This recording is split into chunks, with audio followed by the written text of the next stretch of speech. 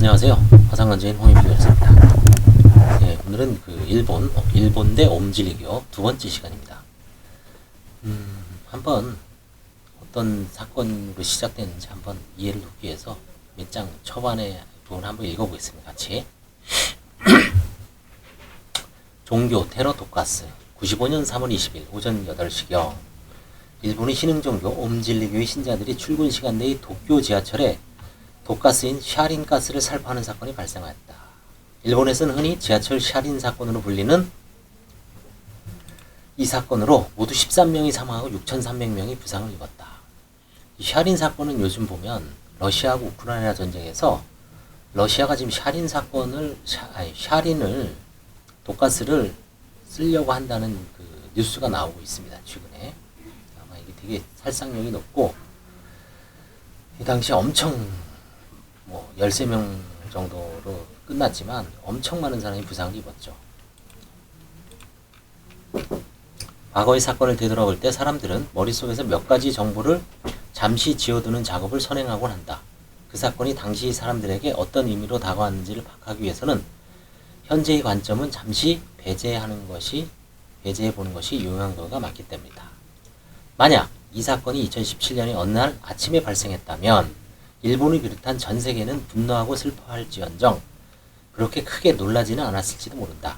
민간인을 상대로 한 대량 살상 테러, 게다가 종교적인 이유가 배경이 된 테러는 현대 인류에게는 끔찍한 일이긴 하지만 안타깝게도 드문 일은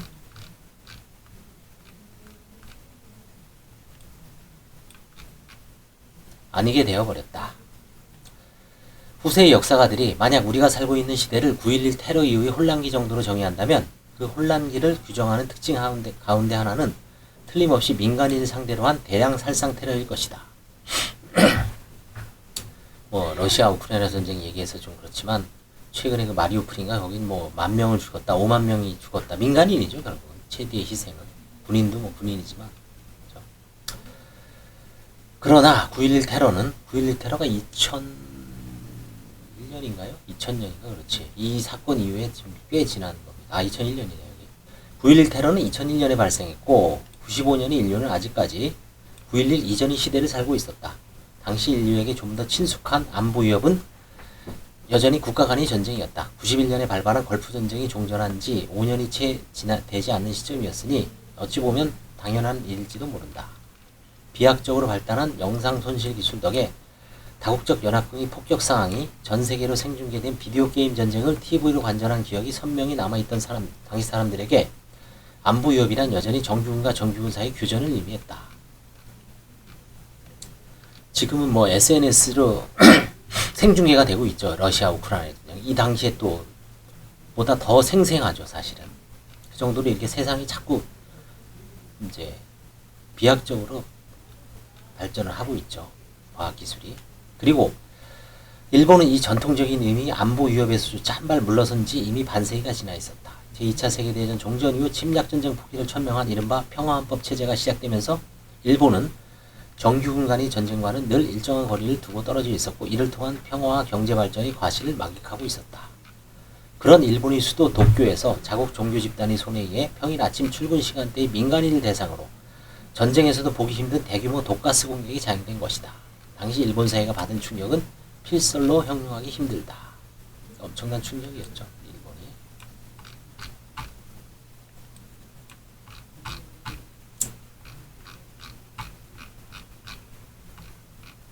도망자들. 사건 발생 약 2개월 뒤인 95년 5월 16일 일본 경찰은 옴질리교 교단의 교주이자 지하철 살인 사건의 주모자인 마스모토 치즈오를 체포하고 이를 전후해 교단의 주요 관계자 대부분을 일망타진한다. 그리고 체포된 용의자들이 자백과 수사 과정에서 입수한 각종 증거를 통해 옴질리교 교단이 지하철 살인 사건 이외에도 다수의 강력 범죄를 저질러 왔다는 사실을 밝혀낸다. 마스모토 치즈오는 최종적으로 수많은 살인 지령을 통해 모두 26명을 살해하고 1명을 사망하게 한 주모자로 기소된다. 마스모토 치즈오는 오랫동안 종교가로서의 이름인 아사하라 쇼코라는 이름으로 활동해왔다. 저도 이 아사하라 쇼코 이걸로 알고 있었습니다. 근데 실제 이름은 마스모토 치즈오네요. 아사하라 쇼코 이렇게 턱 수염 길게 내고 머리 이렇게 푹한 사람이 있었죠. 아마 떠오를 겁니다. 아사하라 쇼코는 이름으로 아사하라 쇼코라는 이름으로 종교를 만들었고 이 이름으로 신앙의 대상이 됐다. 일본 언론도 오랫동안 이 이름으로 그의 활동을 보도했고 자연히 한국에도 아사하라 쇼코가 더 널리 알려져 있다. 그러나 아사하라 쇼코가 쌓아올린 종교가로서의 허상은 경찰에 체포됨과 동시에 무너져 내린다. 신흥종교 교주 아사하라 쇼코가 아니라 살인 혐의로 체포된 마스모토 치조 용의자가 된 것이다. 일본의 수사기관과 사법기관은 당연하게도 본명을 기준으로 이후의 법적인 절차를 진행했고 일본 언론도 각 언론사마다 세부적인 대응 방식은 차이가 있었으나 체포를 기점으로 점차 본명인 마스모토 치조라는 이름으로 그를 지칭하기 시작한다. 1996년 4월 24일에 열린 첫 공판에서 마스모토 치조는 자신이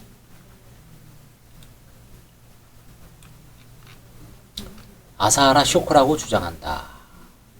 본명이 마스모토 치조임을 지적받자 그 이름은 버렸습니다. 라고 대답했다는 기록이 남아있다. 그러나 그는 자신의 희망과 달리 결국 마스모토 치조라는 이름으로 재판을 받았으며 지하철 살인 사건, 살인입니다. 살인이 아니라 지하철 살인, 가스 사건을 자행한 지 약 9년이 지난 2004년 2월 27일 1심 재판소인 도쿄지방재판소에서 사형을 언도받는다.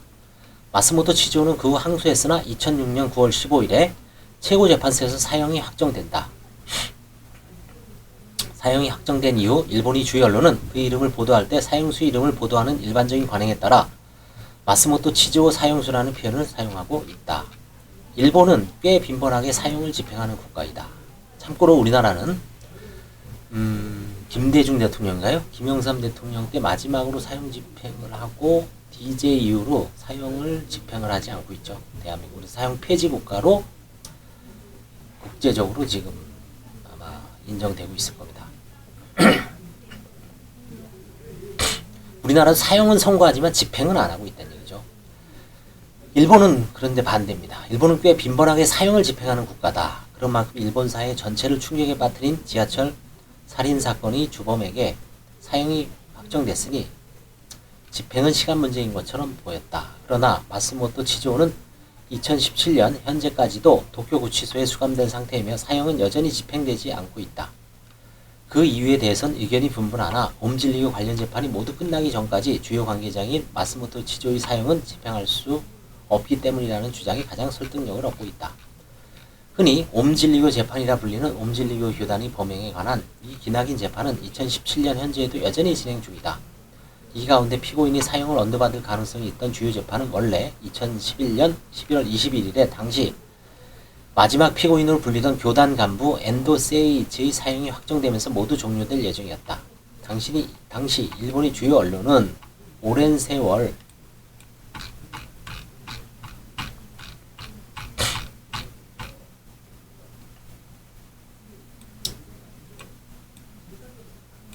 이어져 온 옴질리교 관련 재판이 드디어 끝나간다는 보도를 내보내기 시작했고 이미 사형이 언도된 마스모토 치조 및 주요 간부들의 사형 집행이 늦어지는 이유에 대해 대체적으로 비슷한 견해를 갖고 있던 일본 사회의 많은 구성원들은 이제 재판이 모두 끝나면 곧 마스모토 치조와 다른 옴질리교 사형수들이 사형도 집행될 것이라고 생각하고 있었다.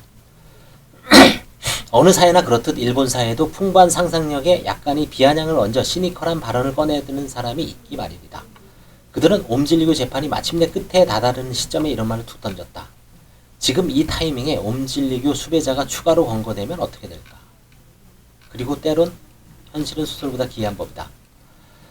1995년에 일본 경찰이 옴질리교 교단을 일망타진할 때 수사망을 피해 도주한 주요 용의자가 3명 있었다. 옴질리교 교단이 자행한 강금치사 사건에서 운전 담당자 역할을 담당했고 교주 마스모토 치조의 경호를 맡기도 했던 히라타 마코토, 폭발물 원료를 운반한 혐의를 받던 기쿠치 나오코 역시 교단이 자행한 강금치사 사건에 관여했으며 지하철 살인사건에서 살인을 살포한 실행범 중 한 명이 운전 담당자 역할을 담당했던 다카하시 가스야. 이 3명은 지명수배자가 되어 16년간 쫓기는 시대가 된다.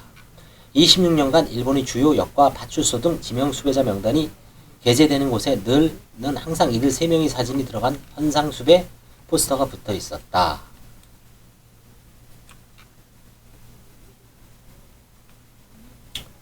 다카하시죠. 히라다. 그 다음에 기쿠치. 그렇죠? 일본에 생활하면서 이들이 사진을 한 번도 보지 않기란 거의 불가능한 지경이었다. 그럼에도 불구하고 이들은 16년이 넘는 세월 동안 체포되지 않았고 수배가 장기화되면서 사망설이나 해외 도피설이 나돌 정도였다. 그러나 사실 이들은 경찰이 수사망을 피해 일본사에서 평범하게 생활하고 있었다. 2011년 12월 31일 16년 도피 생활을 이어온 3명의 지명 수배자 중 한 명인 히라타 마코토 용의자가 돌연 일본 경시청 본부에 자진 출두한다. 마지막 피고인으로 불리던 엔도 세이치 사형이 확정된 지 41일 뒤의 일이었다. 이 히라타 마코토를 체포하는 과정에서 일본 경찰은 치명적인 실수를 저지른다. 히라타 마코토 본인 진술에 따르면 그는 옴질리교에 대한 신앙심을 이미 버린 상태였고 교주였던 마스모토 치즈오가 사형을 당하는 것은 당연한 결말이며 이를 막을 의지도 마음도 없었다고 한다. 다만 2011년 3월 10일에 발생한 동일보 대지진을 계기로 부주의한 사회상을 다수 목격하면서 심경의 변화가 생겼고 2011년이 지나기 전에 도피 생활을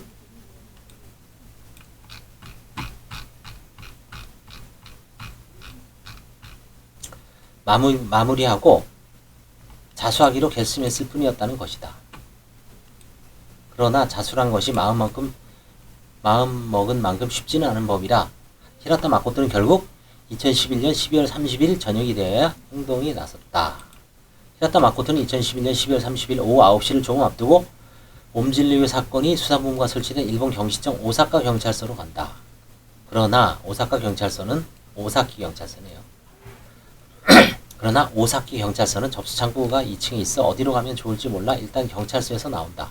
그 뒤 공중전화로 옴질리교 사건에 관한 정보를 제공받는 경찰이 프리다이얼에 10번 정도 전화를 걸었으나 매번 통화 중 상태라 연결이 되지 않았다고 한다. 결국 경찰에 사건을 신고하는 일반 번호 110번으로 전화를 걸어 히라타 마코토 사건을 담당하는 경찰서가 어딘지 물으니 경시청이라는 대답이 돌아왔다. 16년간 일본 경찰이 수배하고 있던 히라타 마코토는 이 대답을 듣고 일본 경시청 본부가 있는 가스미가 새끼로 이동하기 위해 전철에 탑승한다. 이 시점에서 이미 일본 경찰의 대응은 칭찬을 받긴 힘든 수준이었지만 문제는 여기서 그치지 않는다. 경시청 본부로 출두한 히라타 마코토는 자수하겠다는 의사를 밝혔지만 처음 그와 대화한 기동대원은 그저 장난으로 여기고 여기가 아닌 마루노우치 경찰서에 가보라고 지시한다. 그는 결국 경시청 본부에서 다시 약 700m를 걸어 2011년 12월 31일 오후 11시 50분이 되어서야 일본 경시청 마루노우치 경찰서에 도착한다. 밖에 서 있던 경찰관에게 자신의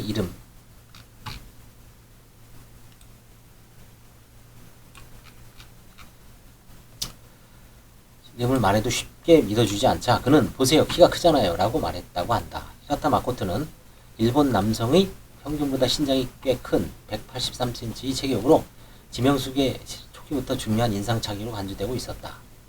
그제서야 경찰관은 히라타 마코토를 경찰서 안으로 불러들였고 지문 확인 등의 절차를 거쳐 2012년 1월 2일자로 체포된다. 일본 국민들에게 경찰은 옴질리교 수배자 체포를 위해 최선을 다해왔다고 당당히 밝히기에는 체포 과정에서 보여준 일본 경찰의 대응 태도는 지나치게 산만했다.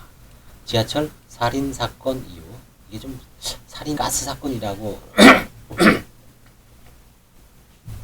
발음이 똑같잖아요. 살인하고 살인 그죠? 지하철 살인입니다. 가스입니다.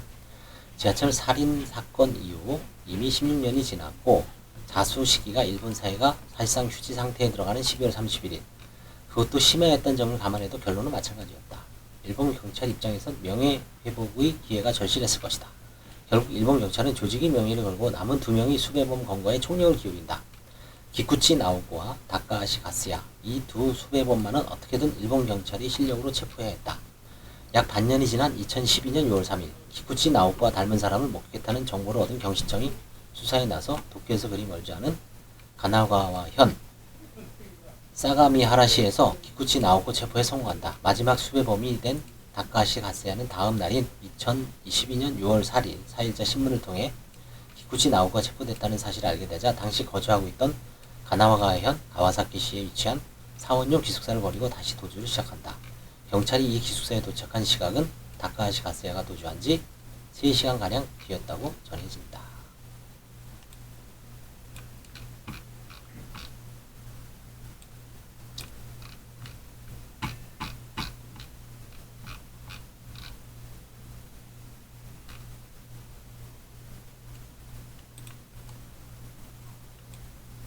남은 두 수배자 중 한 명은 체포했고 한 명은 간발의 차이로 놓친 상황. 그러나 일본 경찰 입장으로서 전혀 만족할 수 없는 상황이었다. 애당초 2011년 12월 30일에 히라타 마코토가 자수했을 당시부터 호사카들은 잡힌 것인가 잡혀 죽은 것인가를 두고 감론 을각을 벌이고 있었다. 우연이라고 하기엔 지나치게 완벽한 타이밍에 남은 옴질 이후 수배범이 검거됐고 그 수배범이 재판이 끝까지 관련자들 사형이 미뤄진다면 결과적으로 마스모토 치조의 사형 집행도 다시 최소한 몇 년은 뒤로 미뤄질 것이기 때문이다. 이 상황에서 다카하시 가스야의 검거에 실패하고 다시 수년 뒤 히라타 마코토 등의 재판이 마무리 단계에 들어섰을 때 다카하시 가스야가 자수하는 일이라도 벌어진다면 일본 경찰의 신뢰성은 땅에 떨어질 것이 분명했다.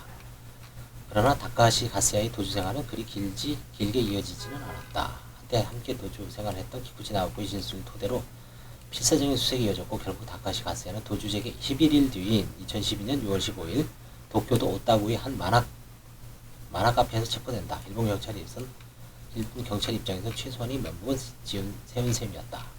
지하철 살인 사건이 발생한 지 17년이 지난 시점에서 일본 경찰이 뒤를 쫓고 있던 3명의 수배자마저 모두 검거되면서 옴질리그 사건은 다시 한번 일본 사회에 관심을 모으기 시작한다. 이제 보고 다음 시간에 한번 쭉 보겠습니다. 감사합니다.